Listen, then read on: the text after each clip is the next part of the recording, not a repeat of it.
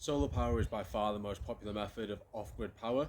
Now, it can be used for anything from hiking, camping, all the way up to prepping fully off-grid living. But when you first get into it, it can be a bit confusing. How much do you need? What do you need? So this video is just a bit clarify that a little bit. First up, you need to assess your needs. If you're going camping or backpacking, they're very different from your needs if you're going fully off-grid living. So how long are you going for? What kind of thing are you looking for? And what you need for that is your battery storage.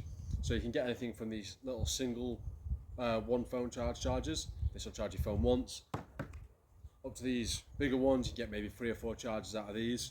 All the way up to a unit like this, which hundreds of phone chargers off a unit like this, but obviously you're not going to be carrying that backpacking. This is more for long camping trips or even going fully off-grid. Now in terms of the solar itself, let's start with the smallest unit. You can buy these charge packs that actually have built-in solar panels like this one. These are a complete gimmick. They work. Very little amount of this says it's charging from just the little sun we've got today.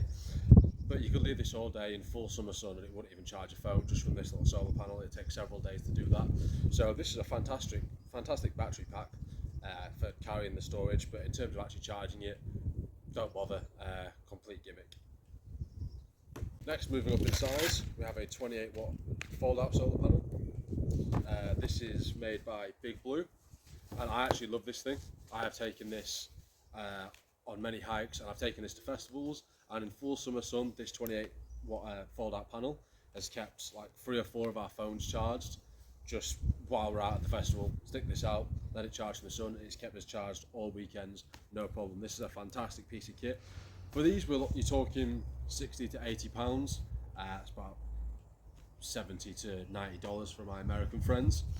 But these are fantastic. I cannot recommend these enough. But any problem with solar, one of my earliest videos on this channel is I tested this in winter, absolutely nothing. So that is one thing to keep in mind with solar. It's never going to work at night. It's never going to really work in winter, depending on where you live. But if you're in northern latitudes like me in England, then yeah, you're just not going to get anything out of these in winter. But in summer, fantastic bit of kit. You can take this on hikes, camps, anything. This will keep you going.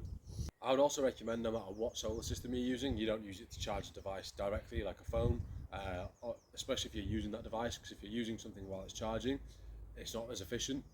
The heat exchange actually can make it less efficient to charge. So the best thing to do is use it to charge a battery pack. And this way, if you're using your device like this, it folds out and it's got loops to hang it. I've hung this off a backpack while I've been hiking, so this has charged this charger while I've been hiking and I've absolutely no problems with it. So this kind of covers your backpacking, short camping trip, hiking kind of trips. If you want to go fully off-grid, I do recommend a bigger setup.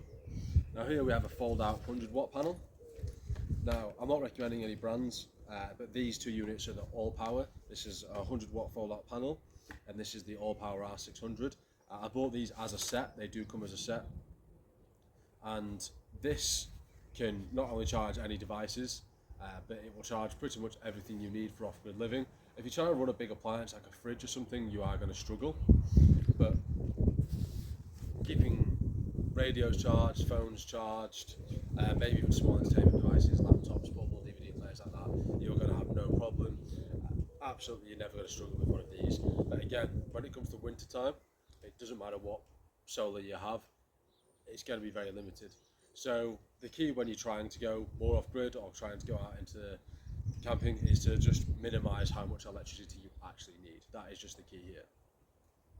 So I have these devices because I have children, and if it was just me, you know, I'd take risks, but I'm not taking kids anywhere, or I need to contact family members or things like that, or my family need to get hold of me while I'm away. I'm just not risking not being able to contact them. I've got 2 very young children, so I'm just not risking not being able to contact them. But if you can go without it. That is always the best recommended thing to do. If you can go without it, go without it. In terms of lighting, you can get small disposable battery powered lights, things like that.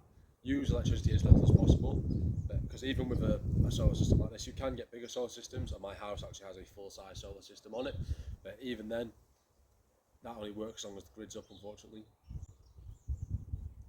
Even with a full power pack like this, in the winter, if we just have a spell of not sunny days, you are going to struggle to keep all your devices charged.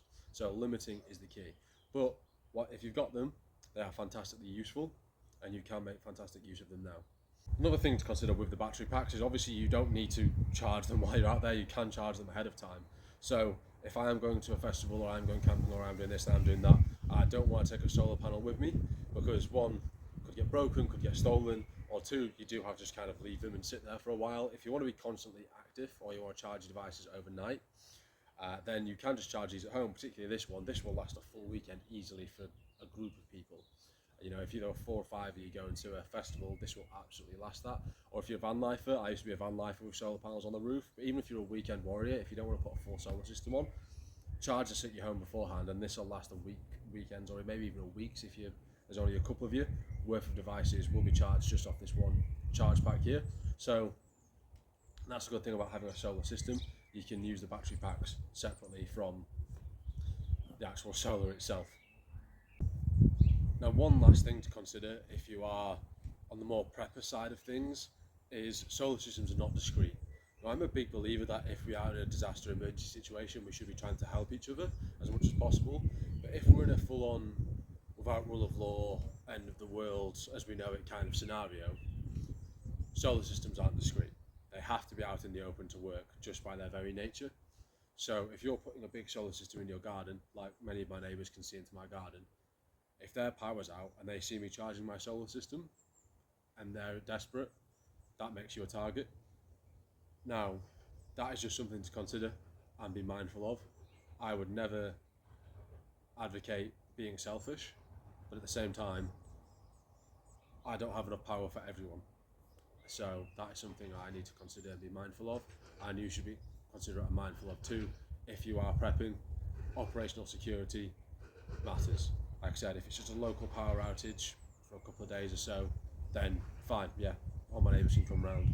If we're at a point where there's no government and people are fighting over tins of beans, this needs to be kept secret, because this is a massive asset that most people don't have. So just something to consider if you are on the more prepping side of things. So that's my recommendations. Get yourself a good storage pack.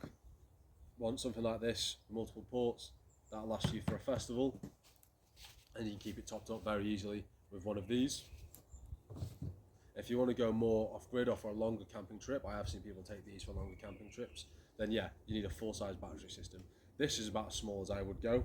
The R600 and the 100-watt panel, this is like the smallest off-grid proper system you can get that will keep your devices charged most of the year.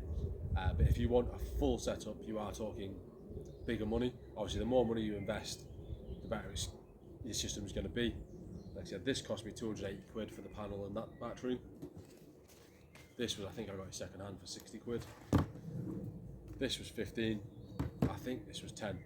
So you can spend a huge amount of money if you want to go fully off-grid and charge loads of devices. But if you just want to maintain small handheld devices, maybe even small laptops, things like that, then this is all as big as you need to go. And if you're going hiking or backpacking, can't recommend this enough. Anyways, thank you very much for watching this video, guys. Have a fantastic day.